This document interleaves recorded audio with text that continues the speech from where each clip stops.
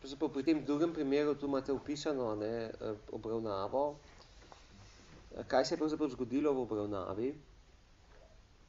Torej, v psihoanalitični obravnavi veliko zaradi tega ne seksamo. Ne zato, ker bi bilo to nezaželjeno ali pa nemoralno. Torej, psihoanaliza ni moralna. Treba je moralne faktore odvreči, ampak ne seksamo iz enega drugega razloga, ne zaradi moralnega, pa zato, ker moramo ostati lepi. Razlog je prav v tem, da bi to bilo promiskuitetno, zato ker delamo z enim zelo, zelo zgodnim stanjem.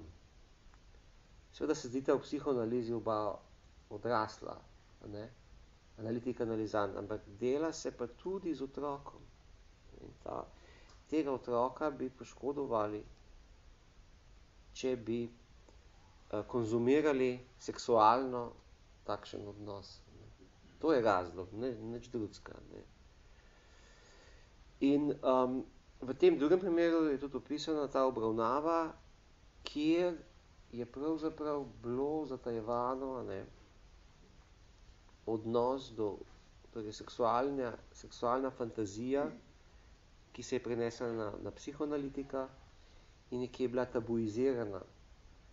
Tabuizirana je bila zaradi težkega odnosa z očetom in pravzaprav šele, ko sem jaz zmogel interpretirati transfer kontra transfer, je pravzaprav lahko ta fantazija o seksualnem aktu v psihoanalitični uri, med psihoanalitično uro prišla ven. In to je povzročilo potem tisto končno razrešitev edipalnega kompleksa. Tako da jaz mislim, da Freud je imel kar prav, ko je rekel, da je seksualnost nekje podlaga vsemu. Kar se sliši z jungovskega vidika zelo heretično, ampak to, da Jung ni pisal o seksualnosti, torej Jung ni pisal o seksualnosti. On je bil tudi, takrat se tudi ni vedelo, da se ne sme seksati v psihoanalizi. Torej on je bil znan, da je s svojimi pacientkami imel intimne odnose. Torej on je seksualno bil izjemno aktiven, vse posod, ampak pisal pa ni o tem.